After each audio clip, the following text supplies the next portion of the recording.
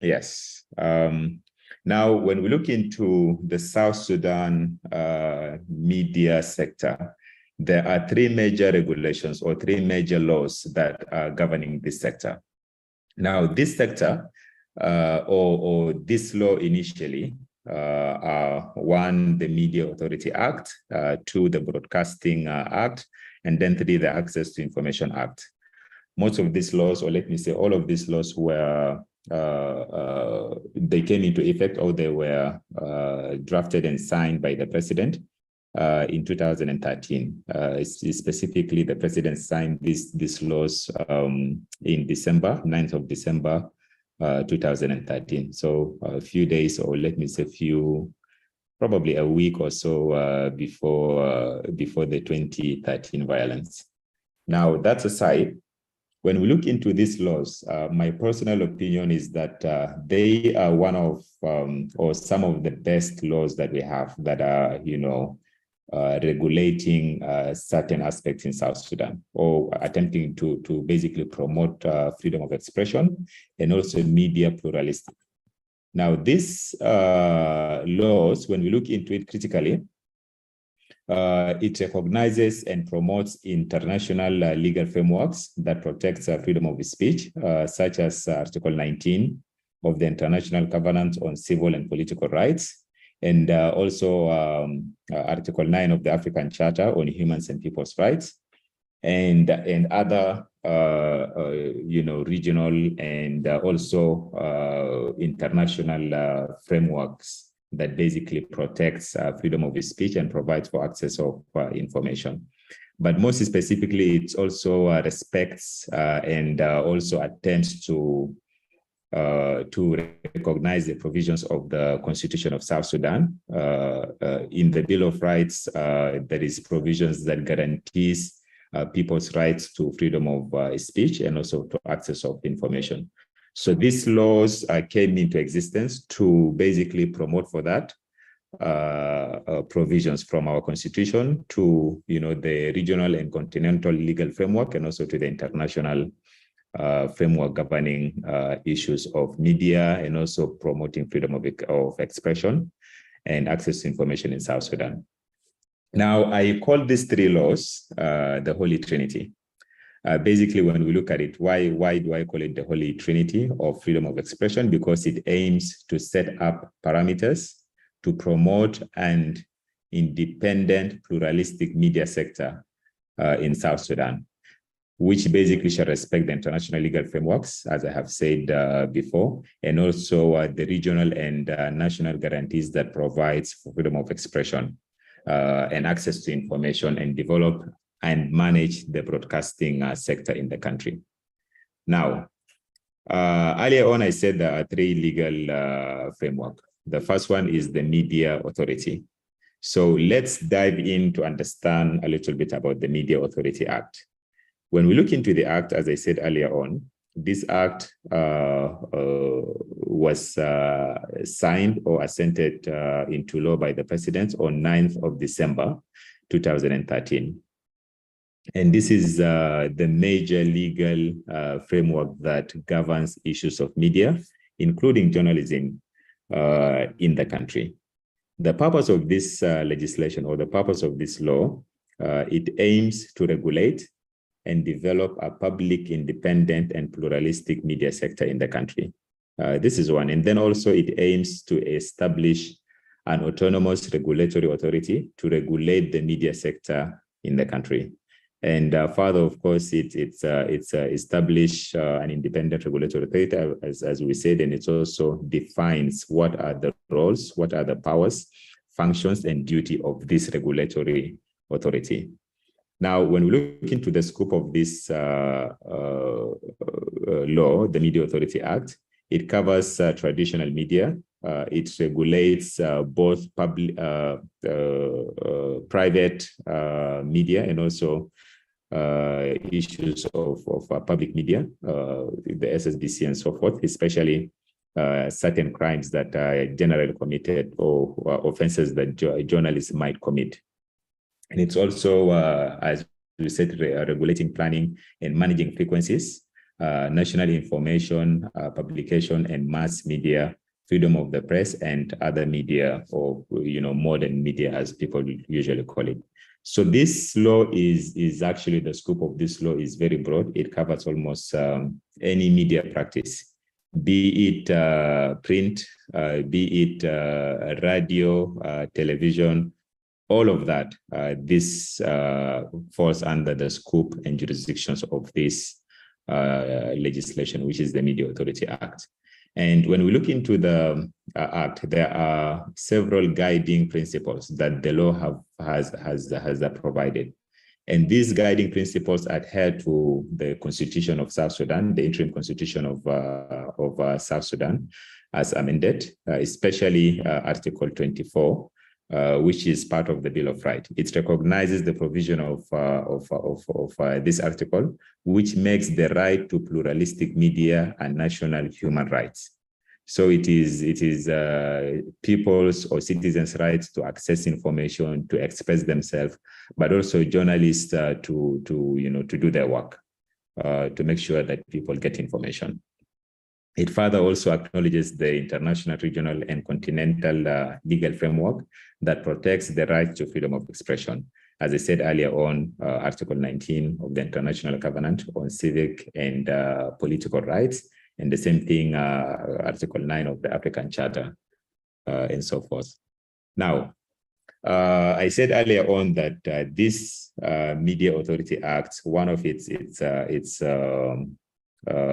purpose or aim is to establish an independent regulatory authority for the media sector. And this regulatory authority is called the Media Authority.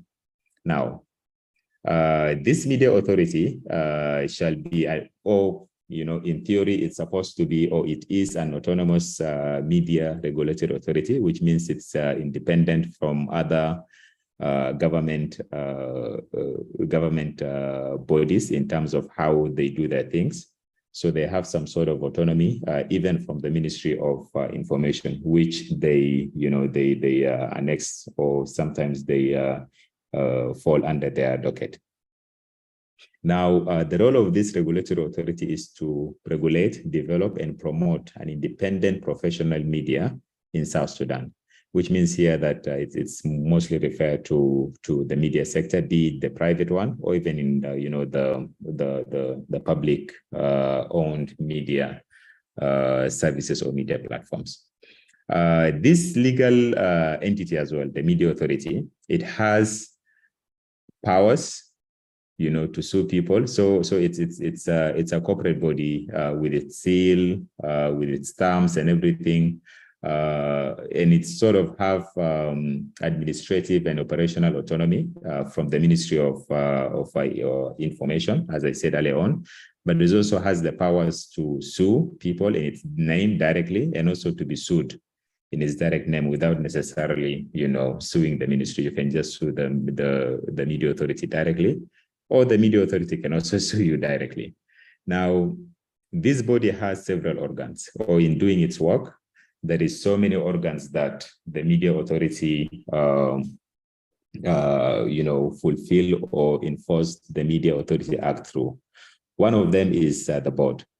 So the first organ of the Media Authority is the board. And later on, we're going to look into the board, how many members consist of the board, and even how they're appointed and all that.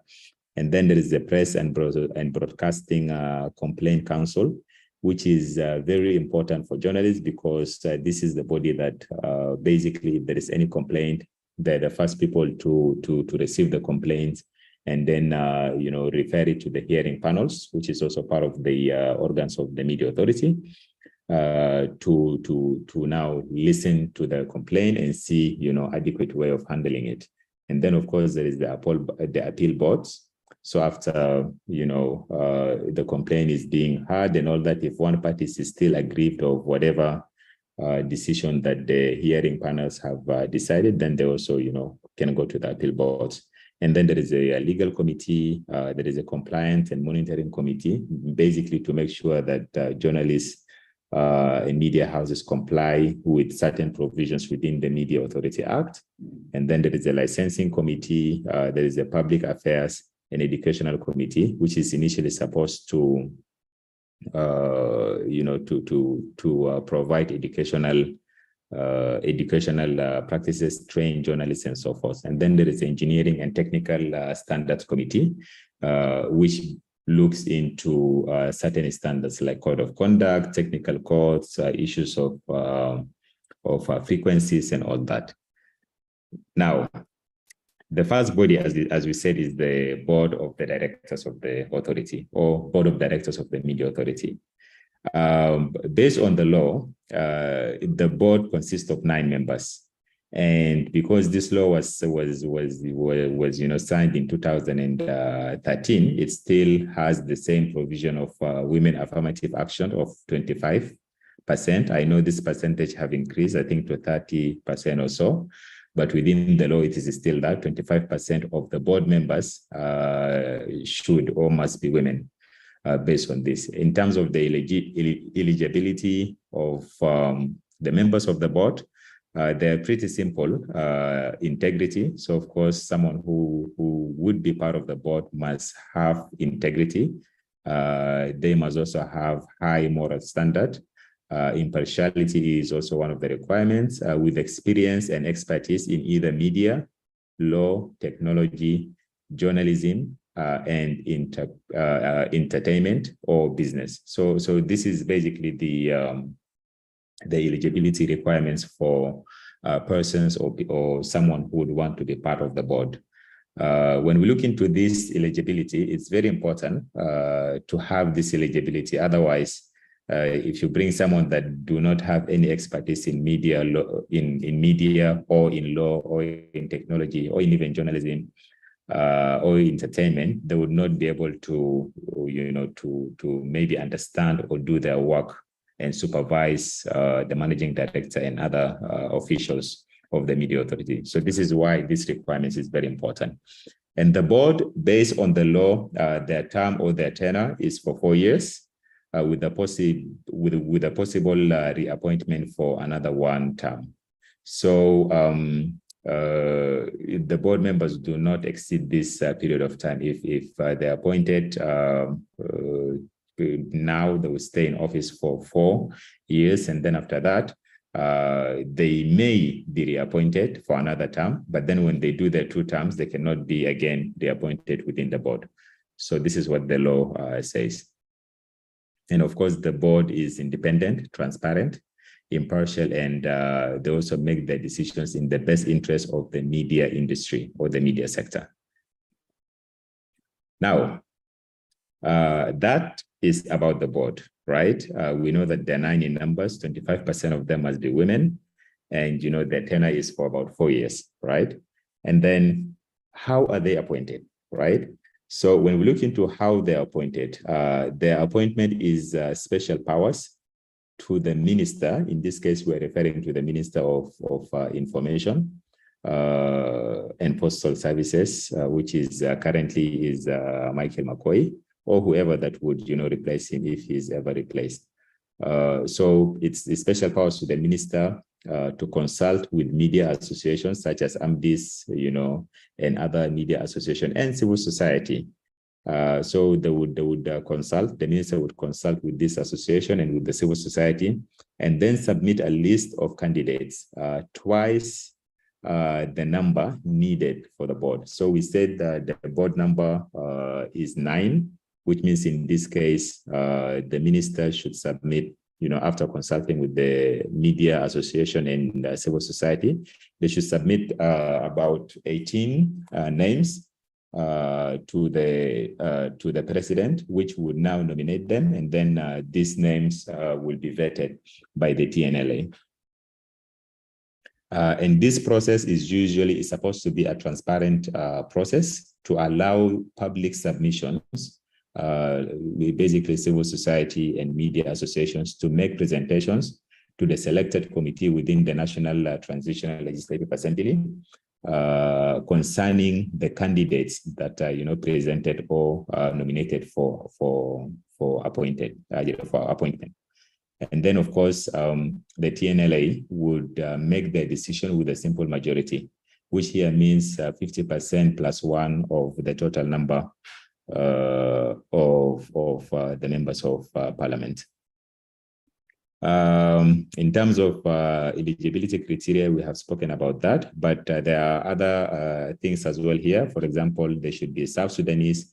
They should not be an official, no employee of any political party, because that would raise questions in their impartiality. And they should also not be a beneficiary to any media sector employment. So they should not work with any media house at the time of their appointment. If they had worked before and they're no longer working with that media house, is okay, but they should not, be in any way directly working with that media house and getting salary or any financial benefit. And then also they should not be a convict, and they should also not be bankrupt, because these are very important position, and people who are supposed to help them are supposed to be, people of a certain caliber. Now, this about the appointment of the board of directors. I think I'm going to pause if there is any questions here before we go further. Maybe if there is questions we can receive, or you prefer we receive questions at the end. Maybe you can just send a text on the chat if we should proceed, and then we receive questions at the end, or we can just have quick questions here before we proceed. Yes, can I have questions? Hello? Yes. Yes, thank you very much for the wonderful, sir. I suggest so we can continue, so, and then the question will be at the end of the session, I think so, if we can. Okay. All right. Khalas. So let's continue. So that is about the board of directors of the Media Authority, which is the first organ of the Media Authority. Now, the second is now the managing director. So the Media Authority is, the head of the Media Authority is the managing director of the Media Authority. And because the Media Authority is an independent between court, autonomous regulatory body, the appointment of the managing director comes from the board of directors. So the board with 2/3 of vote, they can recommend the MD to the minister. And then the minister will submit the name to Council of Ministers, and then the appointment will happen. So 2/3 here basically means the total number is 9. 2/3 here means 6 members of the board can nominate or recommend the name of a specific MD to the minister, and then the minister will submit it to Council of Ministers for appointment. Removal of the MD or the managing director. So in case, for example, the position of the managing director falls vacant, the board shall replace him, her, or her under the same conditions and under the same manner in which she or he was appointed. So the same manner that this managing director, which is the simple majority, the 2/3 of the board nominating and then recommending him to the minister, the same manner also, he can be replaced, which includes also issues of removing him. It also requires, 2/3. Now, in case, the appointment is not yet done, the board shall designate or appoint an acting MD. So in case they've submitted the names and due to, to a long procedure, or the minister is busy sometimes, the board of directors can then designate one person or appoint one person to be an acting MD until the appointment happens. So when we look into why the managing director can be removed, one is, of course, if he is found guilty of gross misconduct, or if he's found, he or she is found incompetent, or incapacitation. So basically, this refers to sickness, mental illness, or anything that would render him not to be, able to do his work. Or if his eligibility is questioned and proven, this is also one of the reasons that he can be removed. Violations of duty, including failing to uphold the principles of the Act that we have mentioned above, and also corruption. So if he's engaged in any of these things, he can be removed from his position. Now, this is about the Media Authority Board, or the Board of the Media Authority, and also about the Managing Director of the Media Authority. Now, I want us to dive into the Media Authority itself. What is their role, or what is their powers? So we're going to just unpack this a little bit to understand what is the role, what is the powers of the Media Authority, because it's very important for us to understand that. So when we look into one of the powers of the Media Authority is, of course, to enforce the Act, which is the Media Authority Act, and other related media laws in the country. So this is one of the work that they're supposed to do. They also have the powers to seek assistance from the court to enforce these laws in case there is any violation and someone refuses to comply. They also have the powers to seek assistance from the court to enforce any orders or any regulations that they may make from time to time. They also have the powers to initiate legal procedures against any entity or person. This includes media houses and journalists, for violation of any provision of the Act or any regulation made, under the Act. Some of the function of the authority is to ensure consistency of the media development with the Constitution and international frameworks that we have talked about earlier on, Article 19 of the International Covenant, and also Article 9 of the Charter, or African Charter of Peoples and Human Rights. Which basically guarantees, for freedom of expression.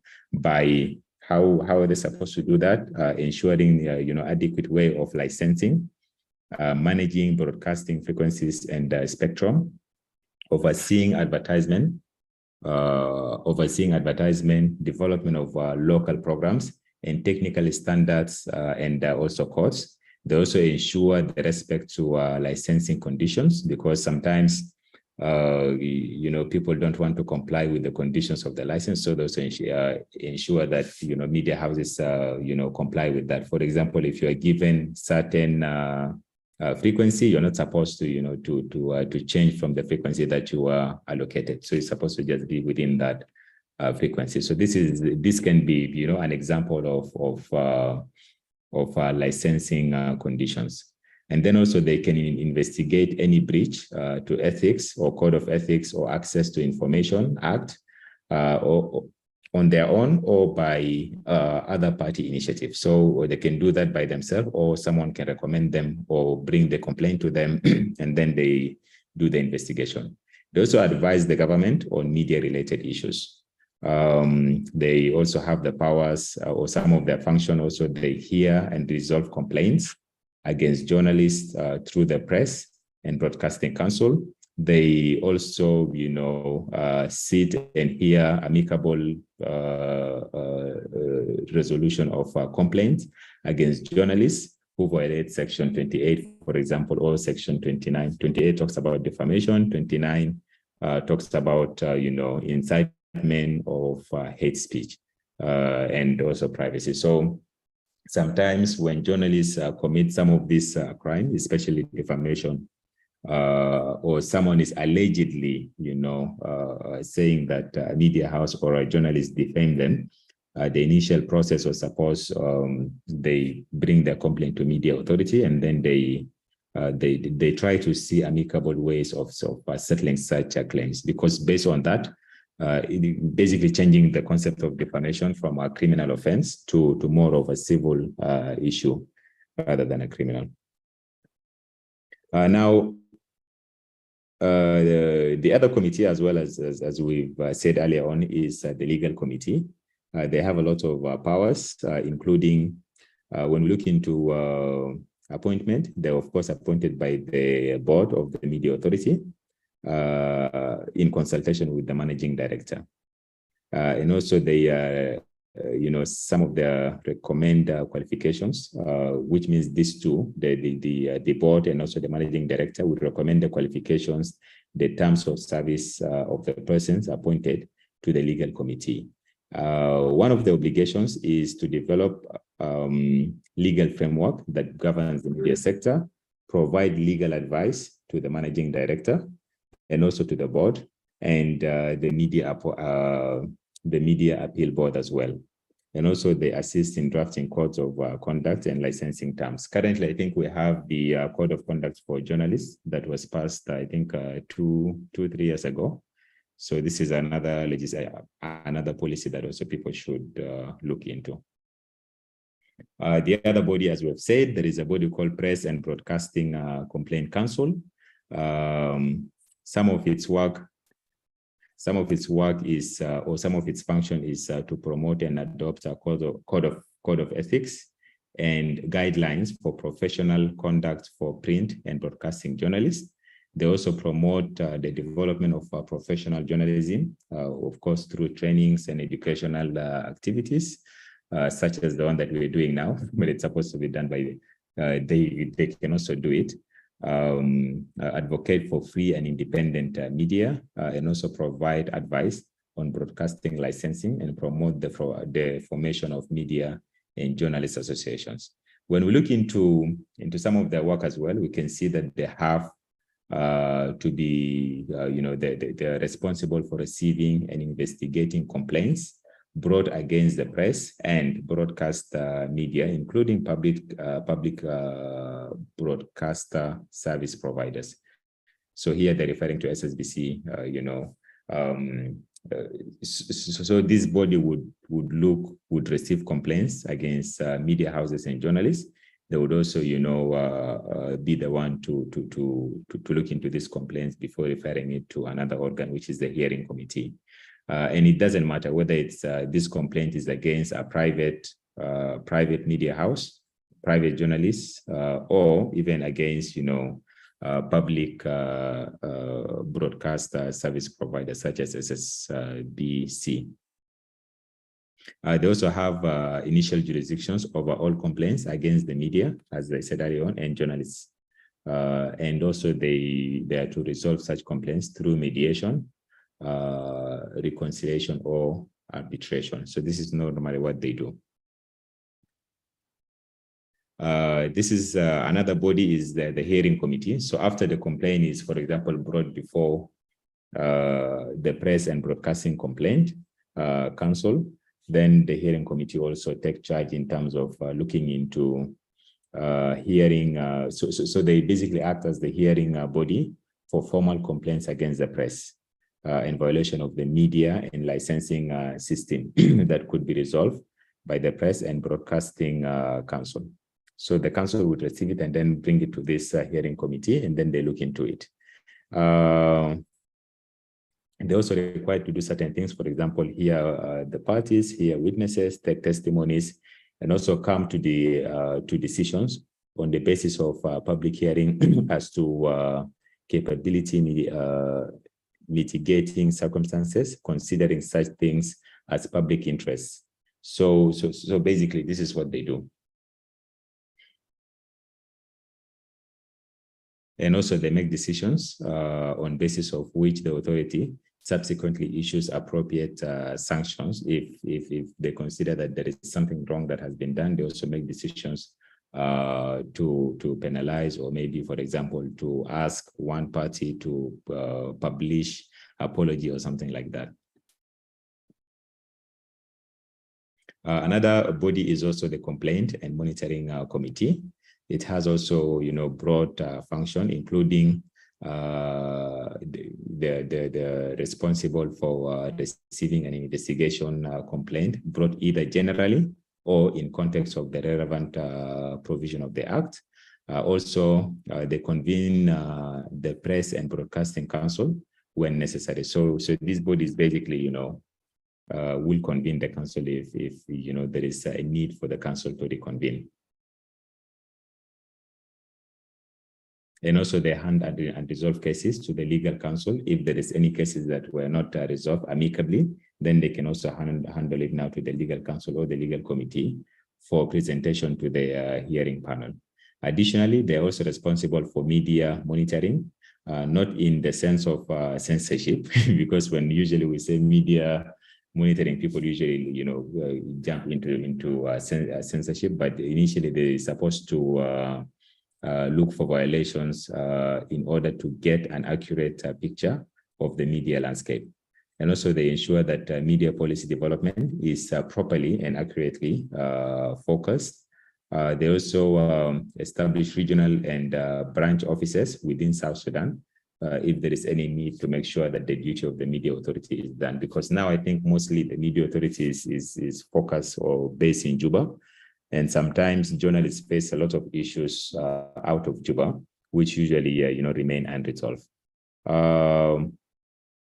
The last entity is supposed to be the Press and Broadcasting Council, but I think we have already talked about that.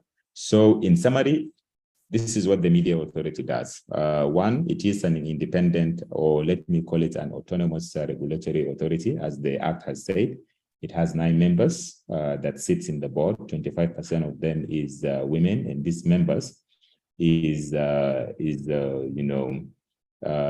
by the TNLA upon recommendation of the minister in consultation with the media associations and civil society.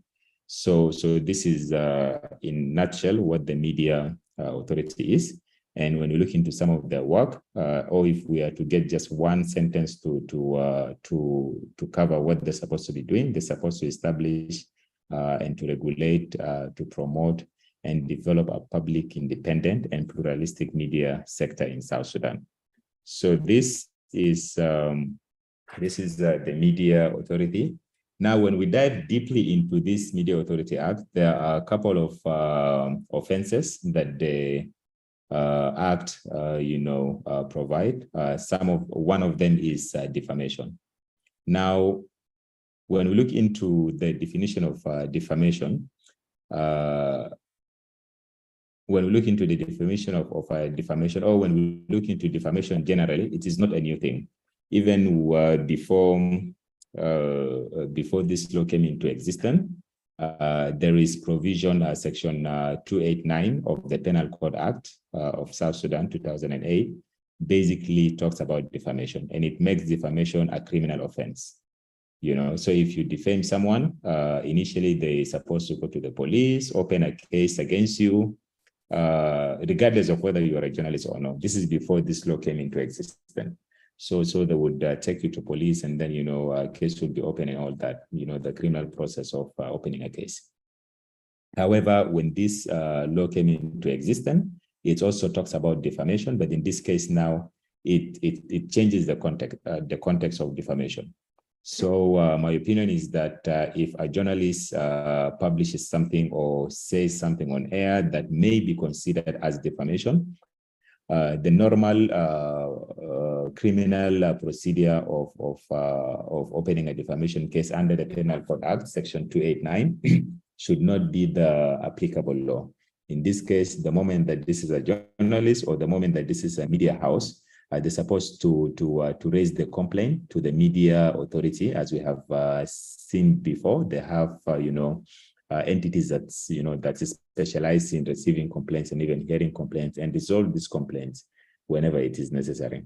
Because as a journalist, sometimes when you do your things, you are not intentionally, having that intent to defame someone. But sometimes, if you don't take enough precautions and, you don't do enough investigation, some of the statement that you would be putting out might be, false or defamatory. So the Media Authority is supposed to look into that. Now, Section 28 of the Media Authority Act covers publication of defamatory statement by journalists and media houses, and further provides for special regulatory mechanism, as I said earlier on, to address defamation in the media sector.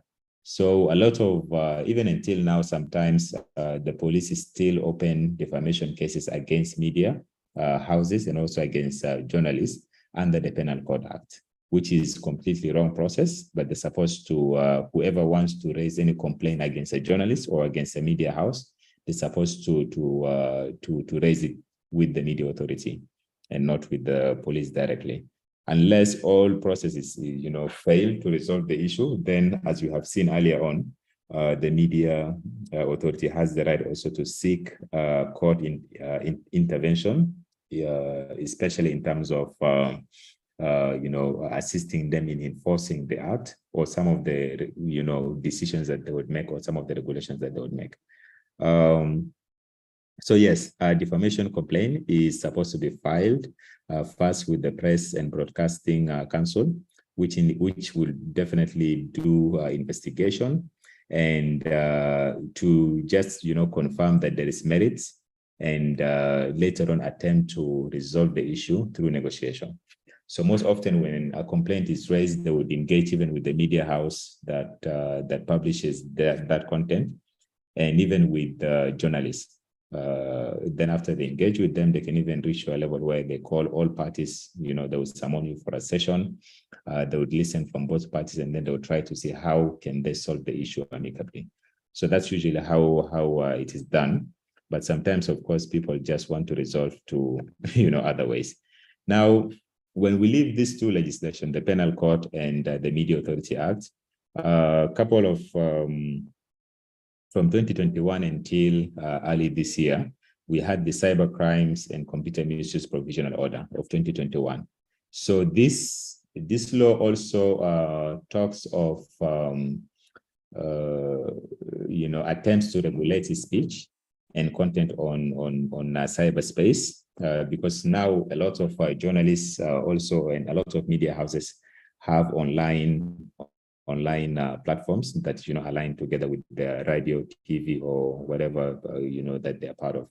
So this law, the Cyber Crimes and Provisional and Computer Misuse Provisional Order, also talks of or attempts to regulate speech that may not be precise, may not be accurate, and it makes it a criminal offense to basically publish a false information.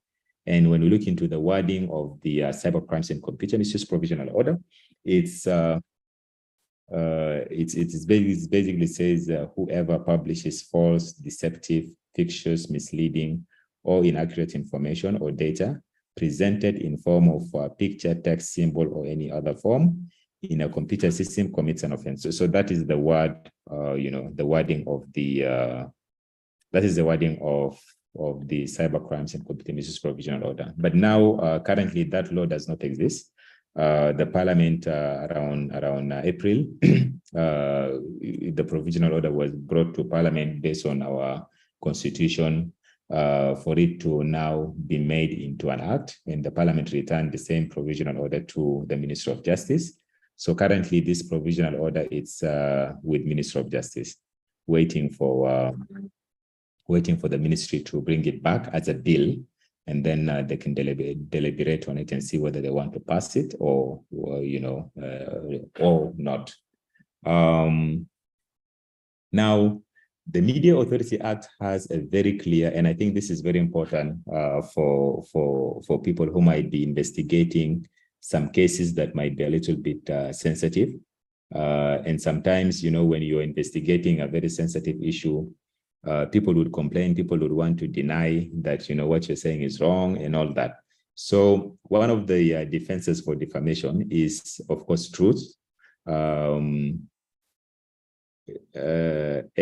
also now, when you are saying that what you have published is true, then the burden now, would move from you, but it will now be to the complainant to prove that whatever that, you have published is false.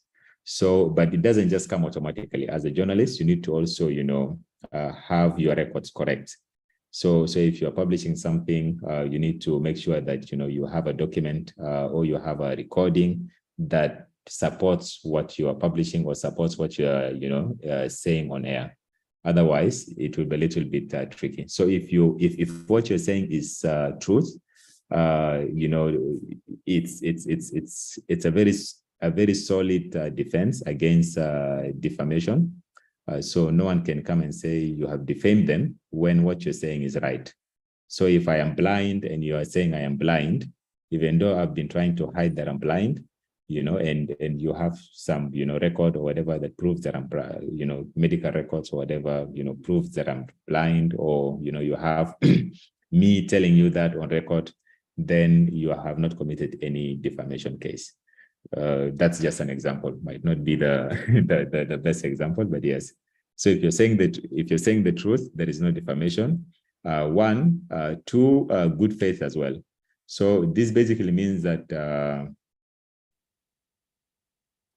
you have basically followed all the professional standard in doing your work in terms of doing your investigation correct, your interviews. You have all the documents. So when you're when you're making such a statement, be it on press, written or on air, you were doing it in good faith. So you didn't know that these things were defamatory or these things were wrong.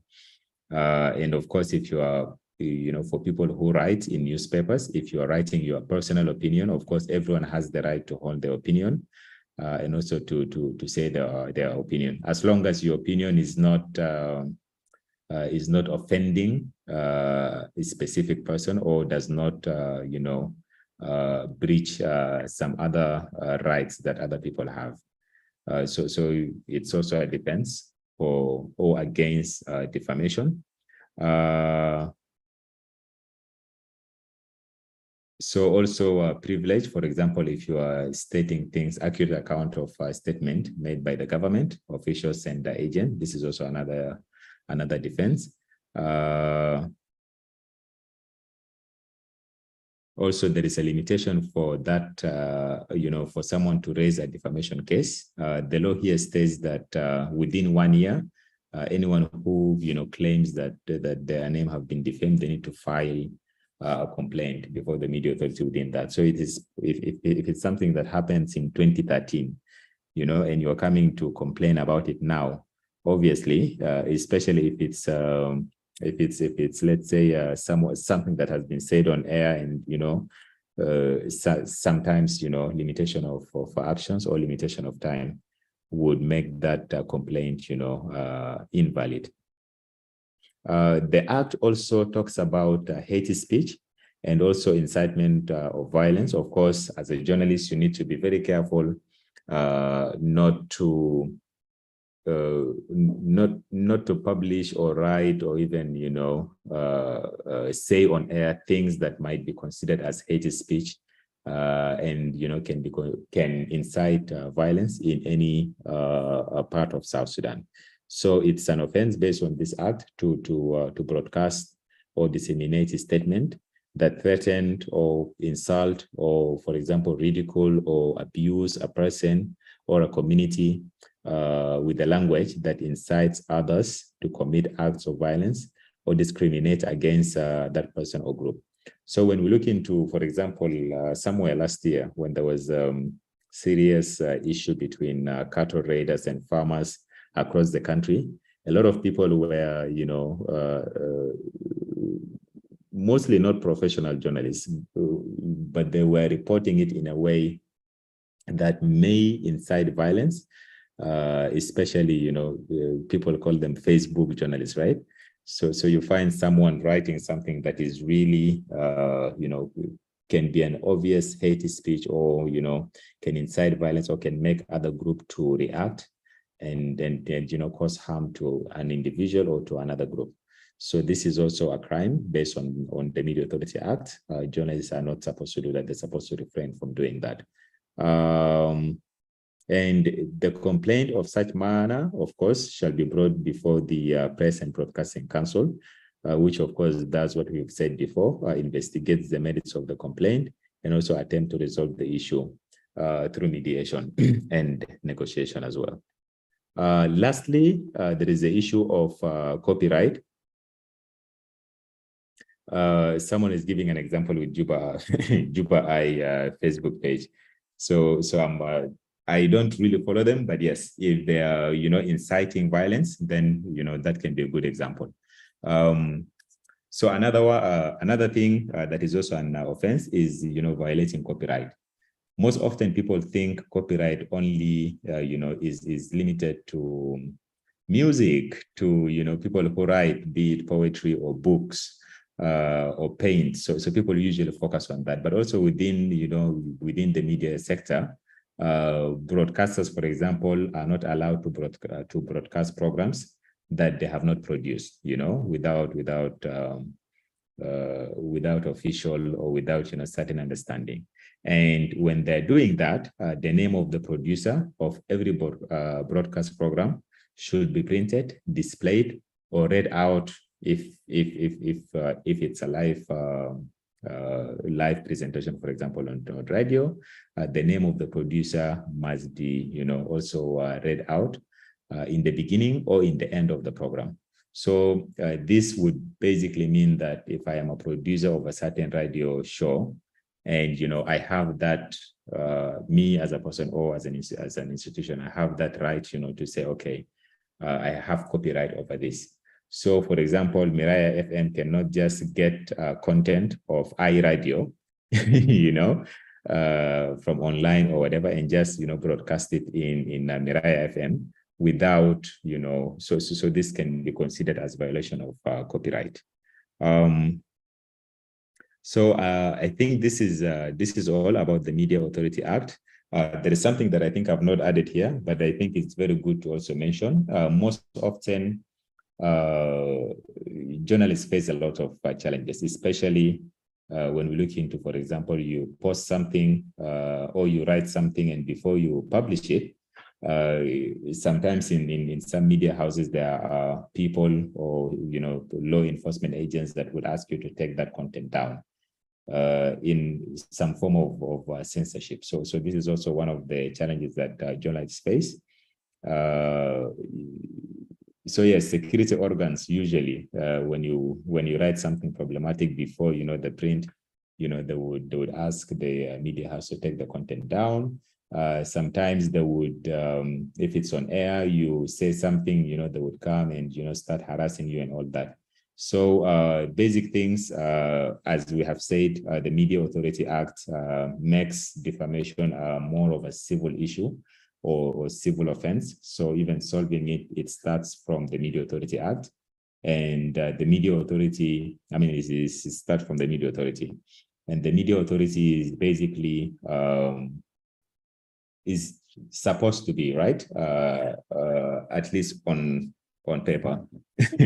So all complaints are supposed to be raised through them, especially complaints against journalists. In this case, if there is any entity that is also harassing journalists, the journalists can also, report that entity or that person to the Media Authority, and then they will be able to look into the issue. And also, I think the best way to address such issues is basically by talking, if it's within a media house, talking to, for example, the editor-in-chief, raise such complaints with the editor-in-chief, because usually the editor-in-chief would, probably this is not the first time they're dealing with such issue, and they'll be able to deal with such issues amicably. And also, it's good to be in touch with the media, different media associations, be it AMDIS or UJOS, because also they come handy sometimes to resolve some of the issues that media houses and journalists face in South Sudan.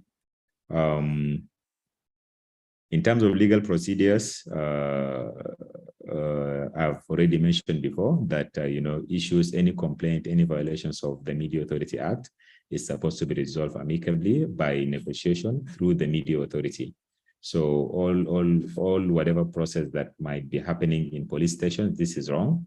So if such things are happening, the first thing would be is to, get in touch with, the head of the media house that you're working with. If you're an independent or freelancer journalist, then of course the media association is there. You raise the complaint with them, and then they'll be able to intervene accordingly. And yes, I think based on the law, the Media Authority also do registration for media houses. So this is something that I've not also mentioned here, but I think I can incorporate it in the slides that will be shared finally with you later. So within the Media Authority, there is a special department or a special committee on licensing. So if you're registering a company, usually they request you to ask letter of no objection before you proceed with the registration in Ministry of Justice. Once you get the letter of no objection, then you proceed with the registration. But also after registering, you also go back to them again to acquire a license, or a license to practice, be it a media house or even NGOs. So for NGOs, it's also the same process. You register, you seek letter of no objection. They look into your constitution, what you want to do, and then they give you the letter. Then you go to RSC for registration. Once you're done, also you go back to them. Especially people who wants to, for example, radio stations, because you get the frequency from the media authority. So you also go to them. They allocate you, the right frequencies for your radio station to operate. These two slides, I think we'll be able to incorporate it immediately after the session, and maybe send you a copy that has that. This is all about the Media Authority Act. We're going to go into the Access to Information Act. But I think if there is any questions about Access to Information Act, if there's any questions about the Media Authority Act, I think we can just receive them, because I don't want us to have piled up questions, and then we might not be able to look into or answer all of them later. If the questions can be brief, would be okay.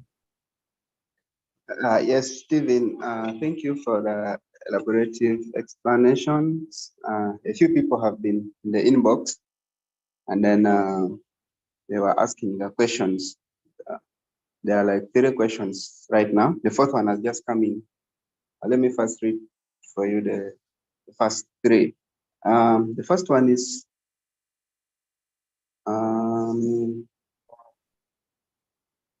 what are the processes one can get? What are the processes that one can get a radio license, and how much? That one was from Mabor. Then Port asked, how independent is the authority from the intervention of the government? Then in the previous session, we had some member asking a question. So we could not answer it clearly, but I think we have gotten an opportunity to ask you today. The person asked that, does the media authority has a mandate, or is it their responsibility to fund journalists or publishing houses? Do they have that mandate, or is it one of their responsibilities? Then I think finally there's the one which has just come. A producer complains why the radio is playing his program produced 6 years ago, when he is not a staff there for the period of six years now. Who owns the rights? Okay, so I think I'm going to start with the first 3. The first one is in regards to the process and the procedure for acquiring a radio license. Now, first of all, you need to know, how do you want to acquire, or how do you want to operate, right? The entity. Do you want to do it as a community-based radio, or do you want to do it as a commercial radio? If your answer is the first one, it means that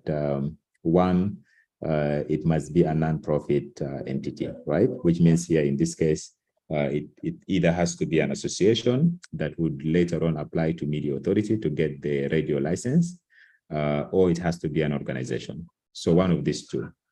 If you want to do it more on a commercial base, then you have to also have the company in place. So the process for registering a company and the process for registering an association is different. Both of them are different.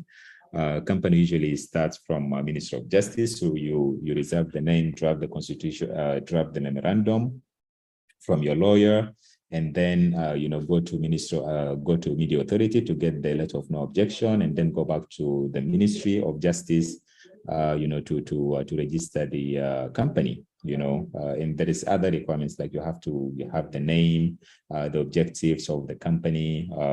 You have to have at least 2 shareholders within the company, all that. So once you obtain the certificate of incorporation from Ministry of Justice, then you get other certificates and other licenses as well, especially a tax identification number, some documents from the CID, and so forth. Then with all these documents, you attach them and you go with it to the media authority. They have the requirements there as well, but it's not different from, from basically you having these other documents, having the registration documents from the relevant, from Ministry of Justice and, other certificates and license from other entities. With NGOs, the same thing, draft the constitution of the association or the NGO, with the help of your lawyer, of course, approach media authority, you get the letter of no objection. Once you get the letter of no objection, you go to RRC. After all the all the board of directors, board of trustees or members sign, the minimum number I think now is 5 members. So you have to have 5 board members within your association or organization before you can go ahead and register with RRC. So once that is done, you also have to get the TIN number, even though NGOs do not pay taxes, but there are some NGOs do not pay business profit tax because they're not a profit-making entity. However, they pay other form of tax. That's why it's very important for you to have the TIN number. And then you can approach media authority now for licensing and acquiring the radio station license. The fee differs, and every year they keep changing the fee. So I can't really give you a definite answer, but I think the last time I checked, it was around 150,000 SSP for you to get that. And I think about 100 for people who just want to do advocacy within the media sector. But I don't know whether they have revised that or not, especially under the new Financial Act. I'm not quite sure about that. So that is one. The second question is about, can you remind me again? The second question is about, the second question is about whether the media authority has the mandate to fund media houses. The answer is no. The media authority is a regulatory body. It does not fund journalists. It does not fund media houses. So the only thing that, within its mandate, they have the mandate to promote, the media sector in South Sudan. And as we've seen earlier on, there is some provisions that gives them the right to also, conduct trainings and, make sure that journalists adhere to code of conduct and all that. So that is their work. They don't give money. They don't give money. They don't have the mandate to give money to any media house and also to journalists. They don't do that. The last question here about the how independent is the authority from the intervention of the government? Yes, and then the producer question. So when we look into how the board is appointed and also how the managing director is appointed, initially, or at least on paper, the media authority is supposed to be independent or at least autonomous in doing their work. What do I mean? The appointment of the board, for example, 9 members. Yes, it is the minister who nominate or make the list, and they usually make more than 9. They're supposed to make 18, and then that 18 will be given to the president, and then the president nominate 9 out of that 18. However, how the minister would reach into that 18 members is through consultation with media associations, which includes, for example, AMDIs, UJOs, and so forth, right? And also civil society. So the minister is supposed to consult with these groups or with these 2 stakeholders, civil society and media associations, to tell the minister who are supposed to be in the board. And then the appointment will later happen. And also the parliament has the right of vetting the nominations that the president make. So this is based on the act. This process or this procedure, and there is another provisions that talks about transparency that we have talked about earlier on, transparency in terms of yes, transparency to allow public submissions, be it through individuals, civil society, or even the media association. So, for example, once the president makes the nomination, he nominates, let's say, the 9 members from the 18. As the parliament or as the National Legislative Assembly is making its deliberation to decide who are those 9, there is a provision that gives people the right to make submissions, even on the 9 that the president has appointed. So this sort of process makes, or at least it is intended to safeguard the independence of the media authority and sort of make it independent in a way from intervention of the authority. But also the Act clearly says that the media authority is supposed to be independent from all these other bodies, from the government, from security organs, but also from political parties or intervention from political parties as well. So yes, and then the producer question. This is a pure copyright issue, right? Someone complains that, okay, he was working there, but then he left. Why is the radio still, airing his or her content online or on their radio station? Now, copyrights in this sense has multiple factors. One, of course, the producer has the moral right. The moral right is that when this radio is airing that is specific content, the radio cannot take the name of the producer out. The name of the producer must be there because this is his moral right. He's the one who have done that. So, or, they should mention, if, for example, when he's doing that, he did not, mention his name, when the radio is now airing it, they should also refer that, this is, or this content, so-and-so, or filan is the one who has done it. And then now, there is another aspect of copyright in this sense, whereby it is now the institution, because at the time of making this content, the producer is an employee of the institution, right, or of the media house. So obviously, by making that content, the institution can use the content, within the radio station, because it is part of the institutional history of the institution. So this is what I think is the case here. The independence of the media authority. So yes, the law gives the media authority some sort of autonomy to do its mandate. So the media authority, in doing its work, it doesn't go back to any government institution or the minister or anyone. It's literally the managing director. I mean, the different organs of the media authority, the managing director, and the board. So that is how it is usually done. So the minister does not directly, or is not supposed to directly intervene, or any other government institution, they're not supposed to directly intervene in the work of the media authority. Yeah. In the state level, so when it comes to issues of information, the information sector generally, it is regulated at the national level. So the states cannot have, the Eastern Equatorial Media Authority. That one cannot happen. However, based on the Act, the media authority or different organs within the media authority can have branches at the state level to oversee some of the challenges that the journalists or even media houses may be facing there.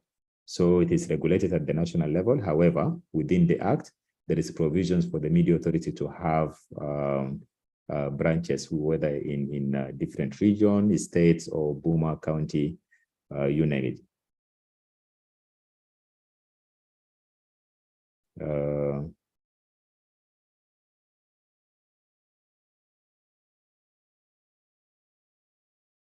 Okay, so there is this last question, then we dive into the Access to Information Act. This person, Paul, is asking, is public demand interest in the information that might be considered defamatory at defense of defamation? So I think there is two things here. One, is basically access to information, which is sometimes, as South Sudanese, based on the constitution, we have the right to access information, right? But then, there is also a limitation to that. We are going to look later when we talk about access to information. We're going to look into what are some of the things that are considered to be exceptions, so you cannot access them. And this includes, for example, health, personal health, information. It even includes security, national security, and so forth. So yes, I think we can proceed with the presentation, and then we can now leave colleagues to ask questions maybe later, if you people do not mind. Okay. Okay, so the second legislation, because earlier on I said it is the Holy Trinity, right? In Arabic, At-Thalus al-Muqaddas. So these three, legislations, the Media Authority Act, the Broadcasting Act, and the Access to Information Act that are governing the media sector. So we've already talked about one, which is the Media Authority Act. Now we're going to talk about the Access to Information Act, and then we are going to conclude with the Broadcasting Act. Now, when we look into the Access to Information Act, it was also enacted on the same day together with the Media Authority Act, which is 9th of December, 2013. Now, the purpose of this act, among others, is to give effect to the Bill of Rights in our constitution. What does this provision of the Bill of Rights talks about? It talks about rights of access to information, which is provided under the constitution. And it also promotes maximum disclosure of information in the public interest. Someone was asking about that earlier on, in the public interest. And it also establishes mechanism to secure right to access to information. So this is basically, the purpose of this legislation or of this law called Access to Information Act. The scope of this act covers basically rights to access of information held by public body and also private entities. This includes media, and it also provides limitations, as I said earlier on, especially in situations whereby limitation to access to information is very important. Now, another scope of this law is that it overrides any other legislation limiting access to information.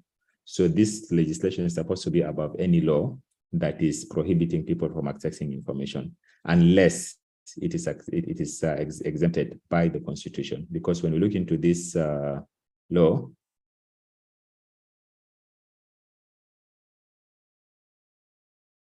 okay, I'm going to answer that later. So if there is any law that is sort of limiting or prohibiting people from accessing information, which means such law this law, access to information, would be above it. And unless there is a clear provision in the constitution that says that this sort of information are not supposed to be accessed. Now, the Access to Information Act, as we have said, this is what it does, right? It allows us to get information in the public interest, be it from the private sector or from the public sector, which is government institutions. For us to be able to get that, the Access to Information Act creates certain positions within all government institutions. One of these positions is the information officer. Now, the information officer, as per the Act, is an officer of a public body designated with a specific task, which includes to serve as a central contact to receive requests from persons seeking to obtain information from public office. And this one here can include journalists as well, and complaints in regards to disclosure of information from such public office. So in every office, there is an information office. And then within that information office, there is an information officer. His work, if you want to get any information, you write a request to that information officer, and then he will look into the request that you wrote, the information that you want. If it doesn't fall within the exceptions, it's supposed to, reply to you and give you this information within 7 days. So for journalists who would want to do more of investigative journalism, this is the office that you should be going to get the information that you want. In case, for example, this is specific institution, public institution does not disclose information, because the law says that it promotes government institution to disclose information. So in case they're not doing that, it is also the same officer that you bring the complaint to. And then also within that information, the information officer's roles is to promote best practices in regards to maintenance, maintaining record, archive, and disposal of information within the public, that public entity or government institution. The other person as well is the information commissioner. Now, the information commissioner is basically the person now overseeing the implementation of this act. So his appointment as well, it is the Minister of Information here that we're referring to, that will appoint him,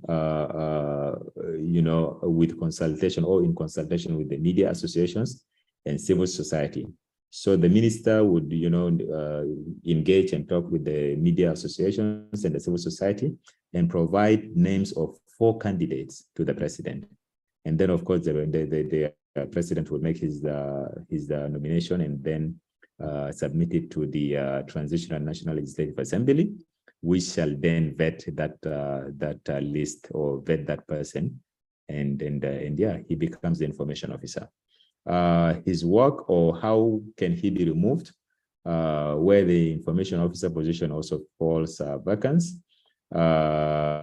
he can be replaced by the same means that he or she is appointed. So basically this is it. And then again, when we look into if he's not around, or if something happens to him as well, the minister can also, in such situations, appoint an acting until he's appointed. And the same conditions for removing him, similar to the managing director of the media authority, also exist. Now, I have just captured some of the exceptions within the within the Access to Information Act.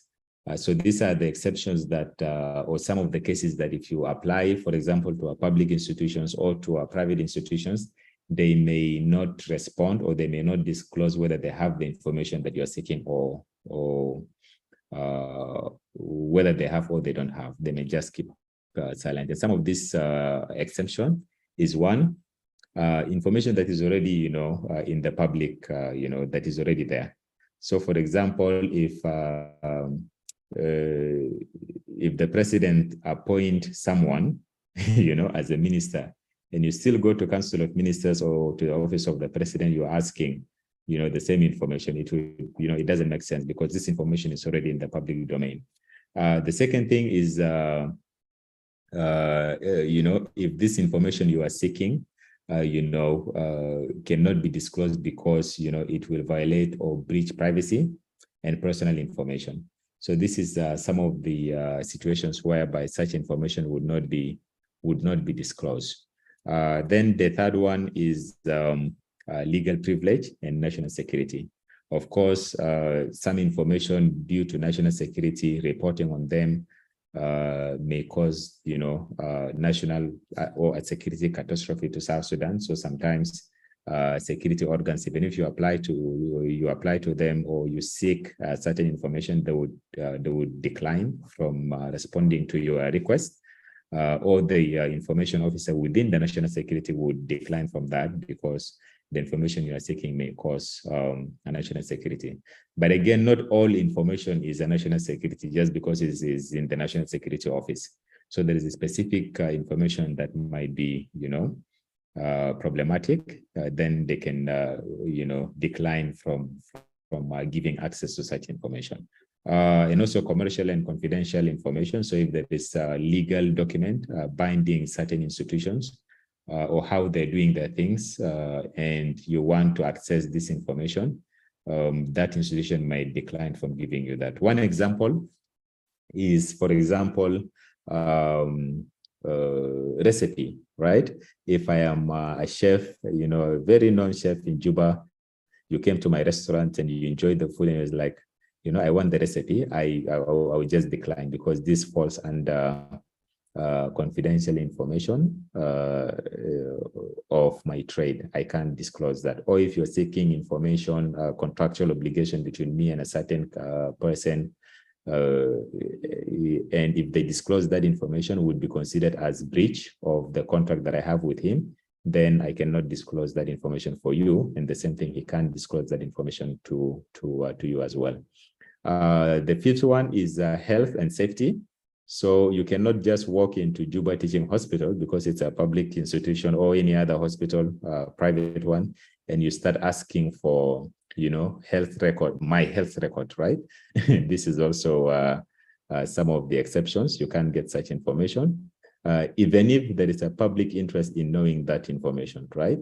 A lot of people during the, I think a couple of months ago, there was a video that circulated online and people were questioning the health of the person, you know, who was in the video. So some of this information cannot be disclosed because it falls under the exceptions that so if you want to now go to a doctor and ask, okay, why is this person like this and all that, even if you know the doctor, that doctor would not disclose this information for you, and any doctor would not disclose health and safety information to a third party unless the subject here approve or consent that this information should be given out.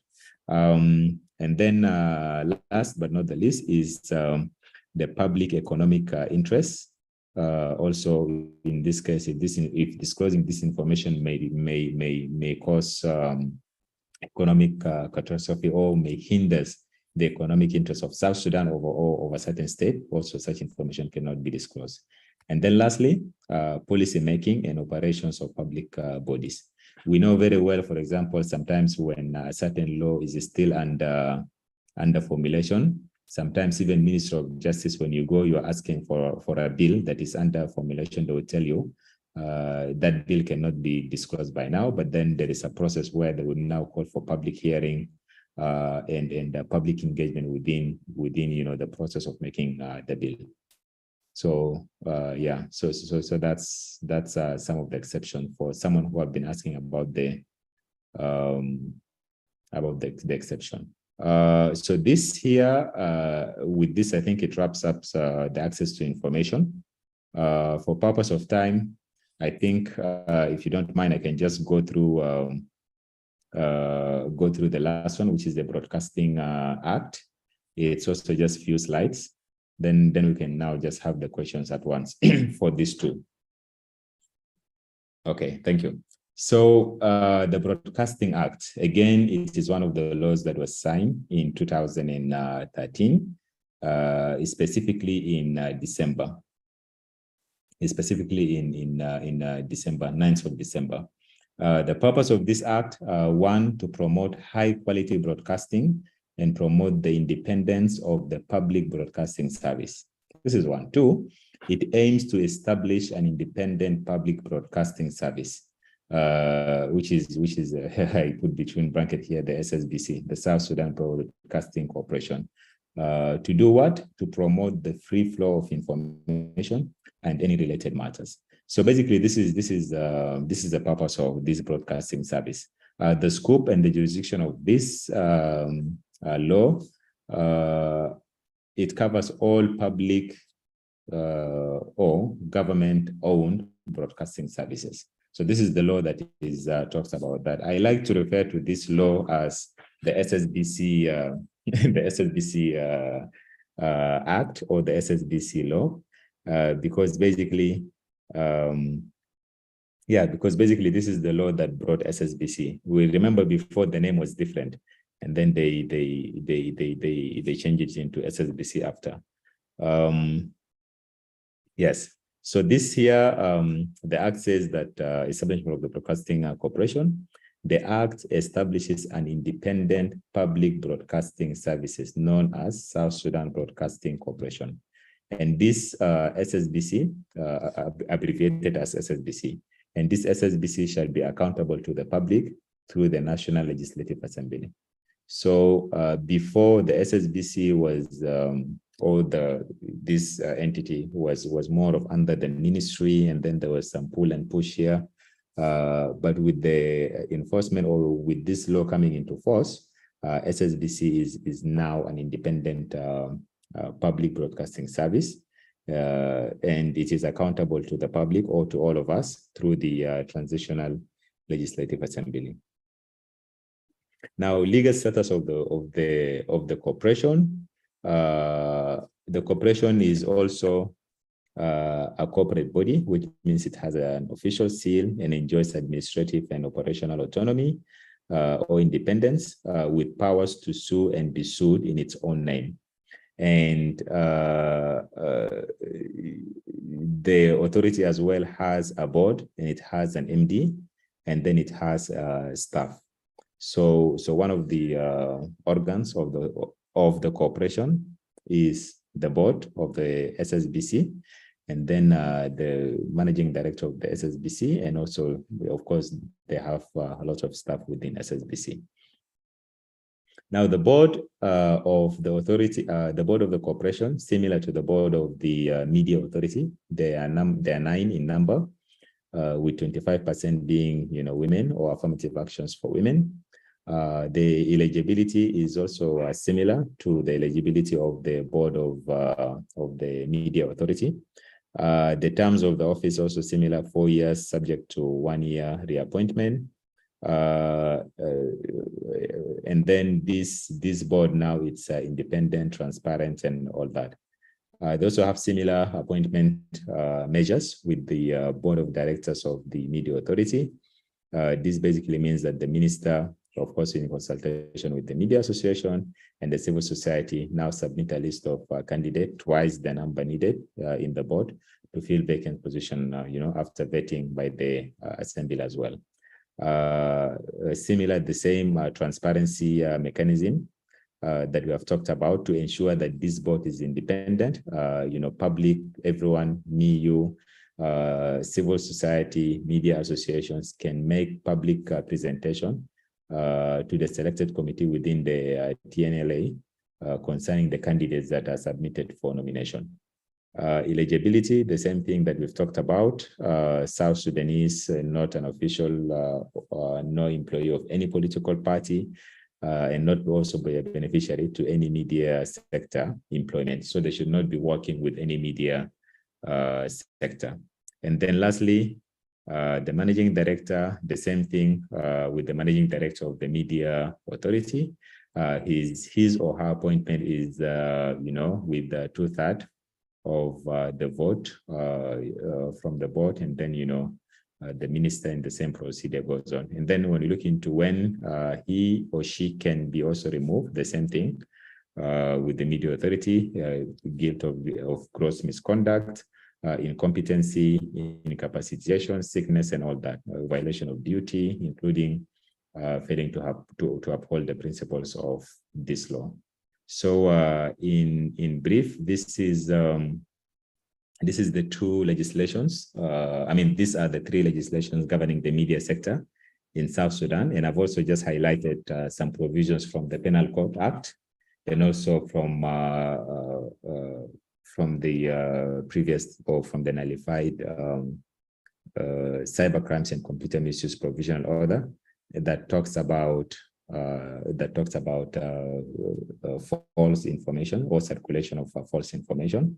The Penal Code Act talked about defamation, but I've highlighted that it is not a concern for journalists. And if journalists are being prosecuted under that, it is completely wrong. And they should address it through the media authority or the media association, be it UJOS or AMBIS. So with this, we can open the floor for questions, if there is anyone who have questions in regards to these two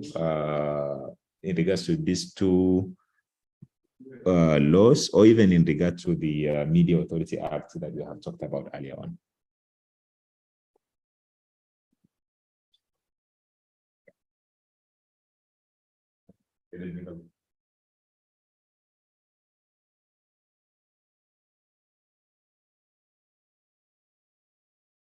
Hello? Okay, Stephen, one of the participants asked a question in the inbox. He said, can you briefly explain something in based on the accreditation of journalists in South Sudan? And why is it the media authority doing it? Then, and the other steps required for one to prosper with the accreditation. So you can answer that as we wait for the other questions. Okay. So when we look into the Media Authority Act, it gives the media authority the rights to set certain regulations, right? And these regulations initially is the aim or the purpose of the regulations that the media authority will be making is to ensure, you know, the development, promotion of the media sector. Now, and the accreditation process or procedure is one of these, things that the media authority has put in place, or one of the regulations that the media authority has put in place. It has its good sides, and it also has its bad sides. One of its good sides is basically to make sure that, you know, because they have requirements, they have a list of requirements that you as a journalist, for you to be accredited, you need to fulfill them. So this sort of sets a standard, you know, within the media sector. It's one of the good things. One of the bad things is that sometimes such a process can be used to basically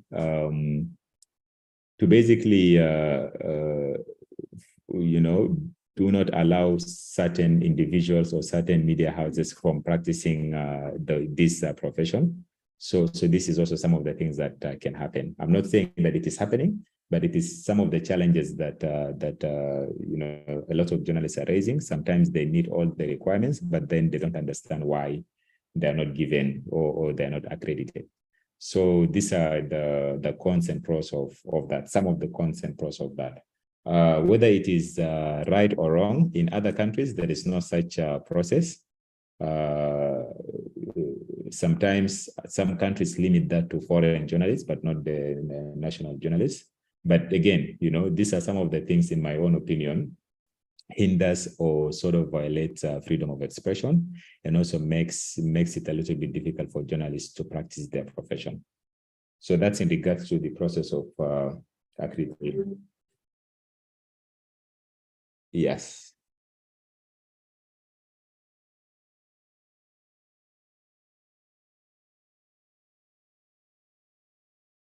I'm seeing someone raising his hands or something. Yes, hello.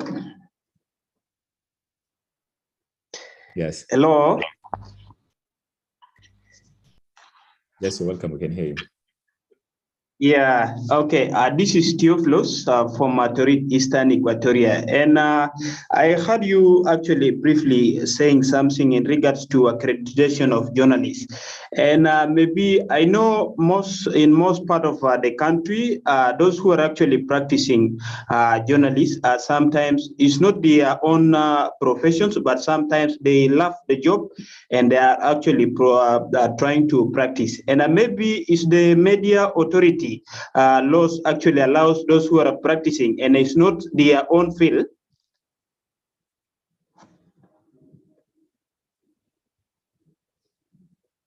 Yes.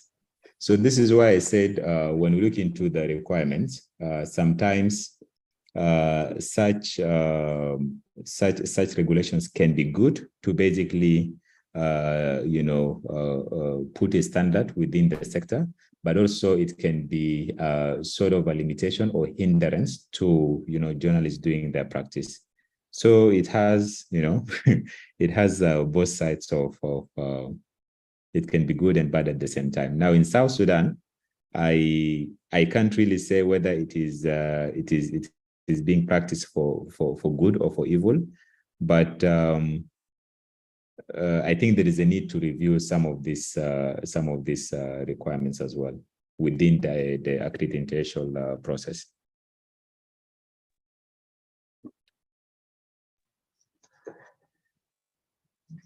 Angelina, you raised your hands earlier on. You're welcome.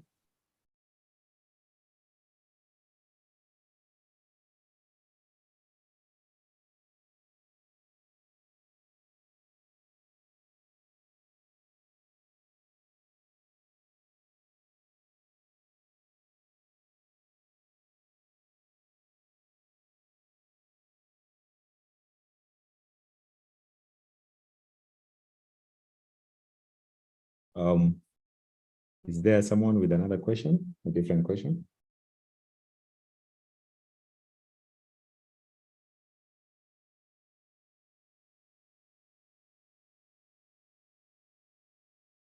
Yes, Angelina. Yeah, thank you so much for giving me the opportunity. My question is concerning the Media Act. Like you just put it, quoting SSBC, could it be the reason why the government is also kind of restricting the independent media that are doing their job and independently, not let's say not associated to the government kind of media, because the way we are experiencing a lot of challenges while doing while practicing media journalism, it's really difficult, and we sometimes wonder really is the media authority really following up and to make sure that the laws that are put in order are being respected even by the government themselves, in order to give the media practitioners that freedom to exercise their duty. For instance, let's say it's a government radio station, but there is an independent media that is only not associated with the government, but could be maybe a print media that is registered by an individual journalist, and then later on grows to become, a media within South Sudan. So thank you so much. Thank you so much, Angelina. Now, the Media Authority Act actually encourages, and one of its work is, or one of its aims is to promote pluralistic media, which means there should not only be the public broadcasting services, the government media houses, but also it aims to promote and develop the private media sector, or the commercial, as other people call it. So this is what the law says, and this is actually one of the work that the media, or one of the mandates of the Media Authority. Now, in practice, sometimes there is a lot of challenges, and some of these challenges, people may think that there's sort of a limitation to maybe close independent or private media houses, but that is not the case, because the law actually is very clear in terms of the responsibility of the Media Authority Act. However, of course, these challenges exist. We cannot close our eyes and say, no, there is no challenges, and, because we'll be lying to ourselves, or we will just be hypocrites. There is a lot of challenges, and I think that's why the role of the Media Association comes in. They have a huge role to ensure that, the private media sector is also developed, and some of the ways that they're doing that, if you look at the whole process of even appointing the board members, appointing the board members in both institutions, in in the Broadcasting Act, and also in the Media Authority Act, the minister is supposed to involve the media associations. Because when they involve the media associations, then the media associations know the people that can be able to ensure the independence of the media authority, can be able to push for some of the rights of private media or independent media. So this is what I would say in regards to your questions. But the aspect of pluralistic media is very important. It is very mentioned within this act. And this is one of the principles, actually, that this law came into existence to protect and preserve. Yes, Angelina.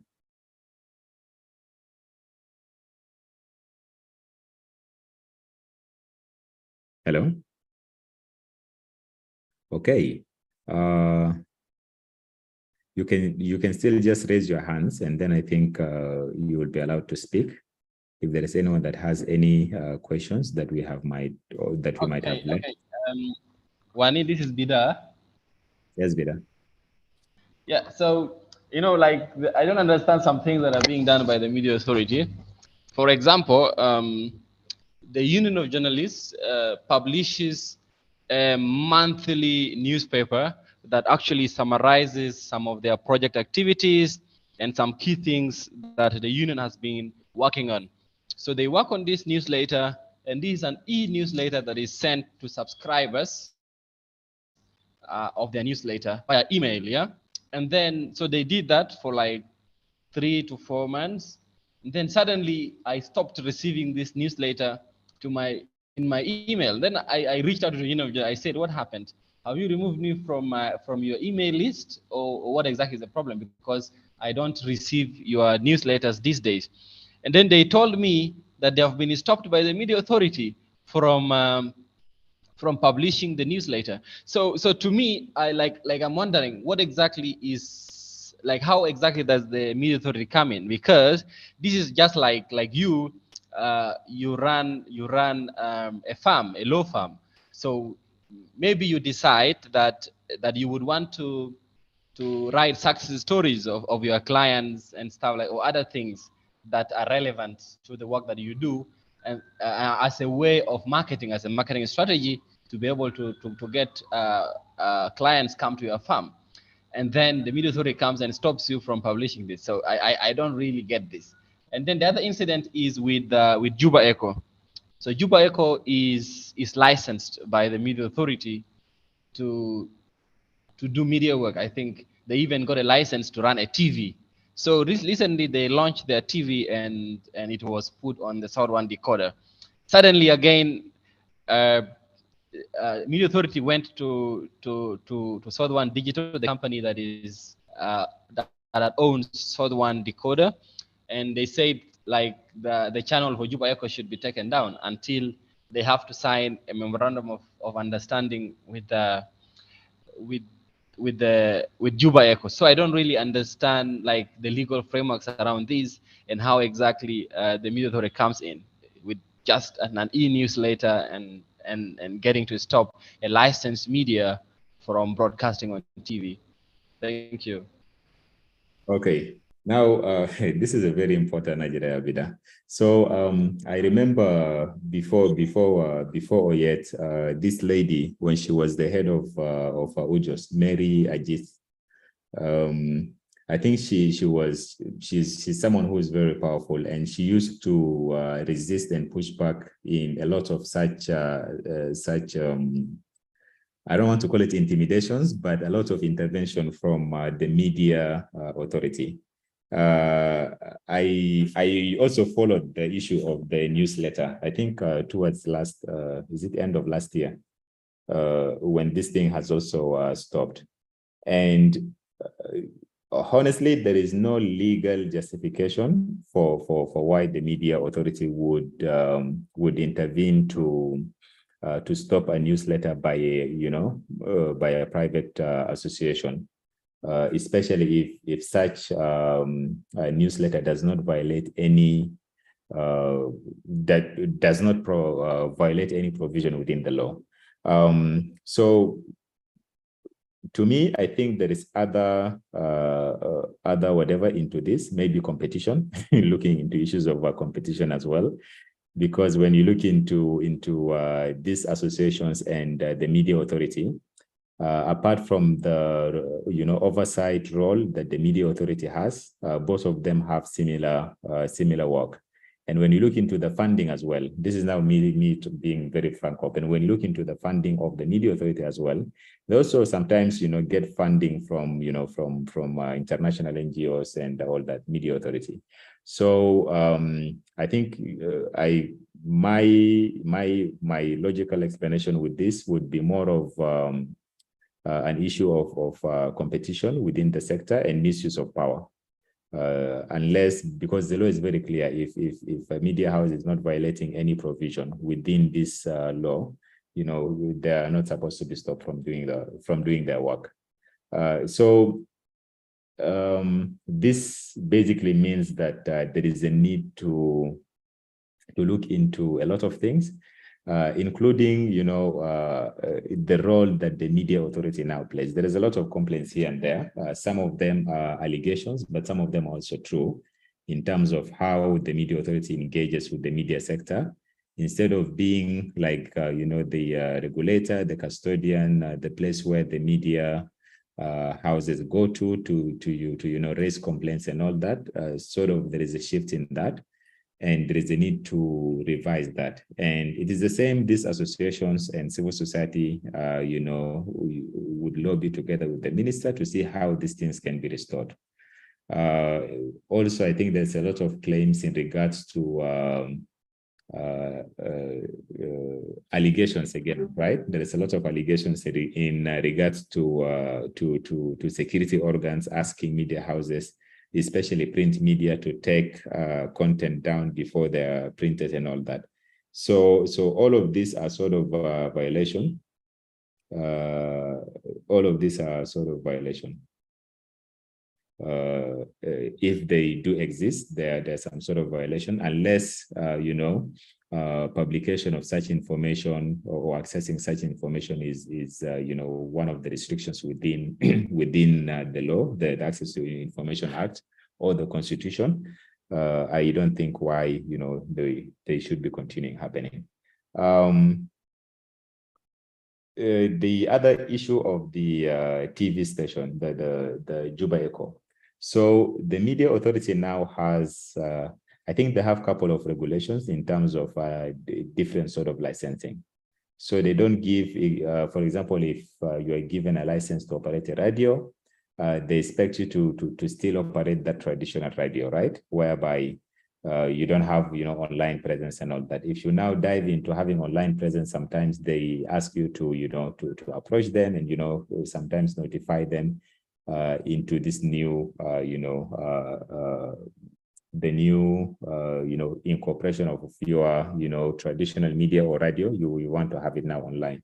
So sometimes they request radio stations to do that, and I believe that should be the same case with maybe television. So there is a initial license that they usually give, but then sometimes when you want to now have access to certain platforms, sometimes they ask you also to notify them and all that. And I think this is just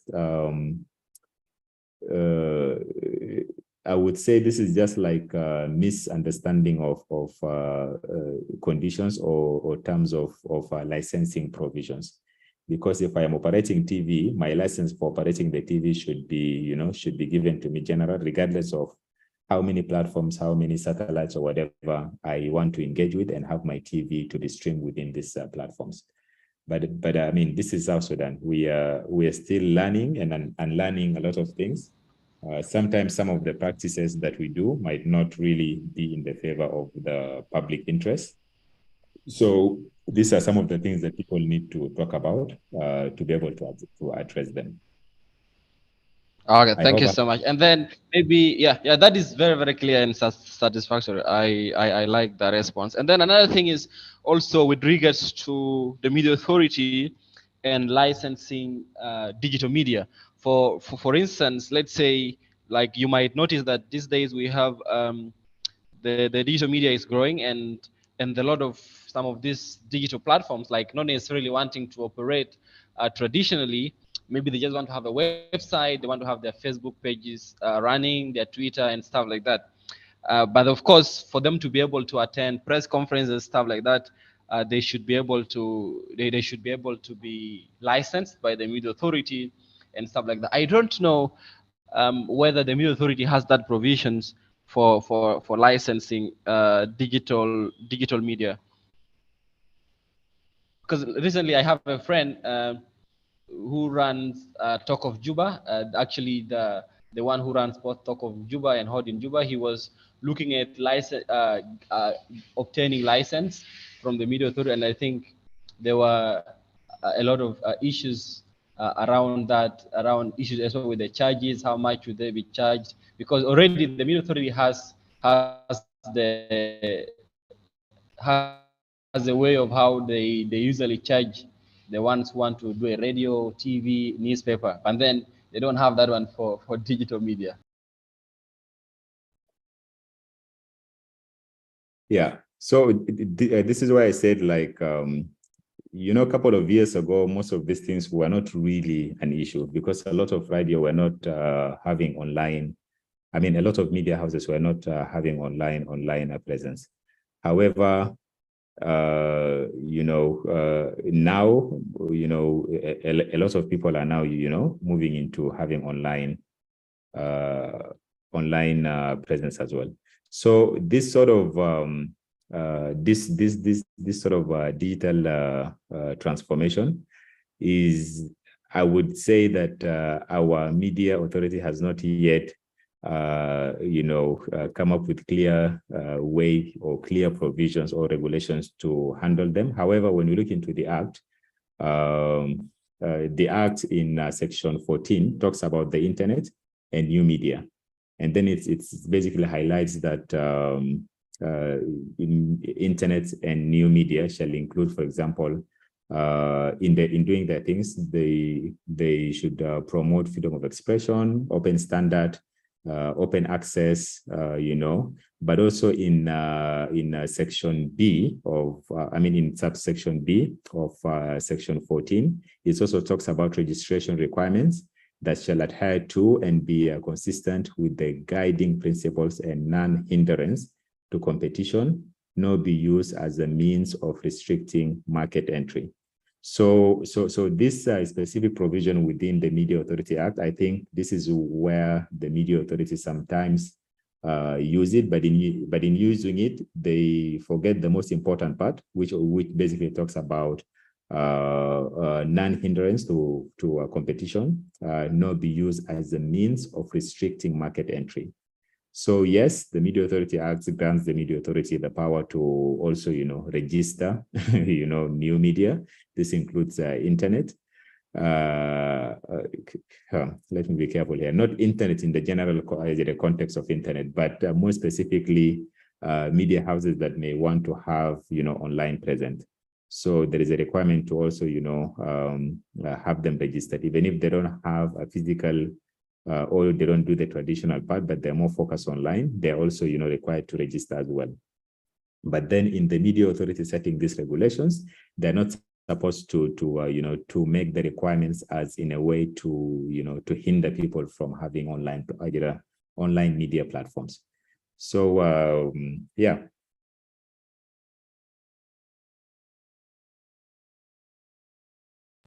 Yeah, thank you so much. That is pretty clear. I saw a hand again from Angelina. I'm wondering if but she has dropped from the call. Yes.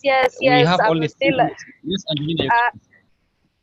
Yes, I'm still around. My question was just to clarify and to know what are the procedures used to nominate the directors of the Media Authority.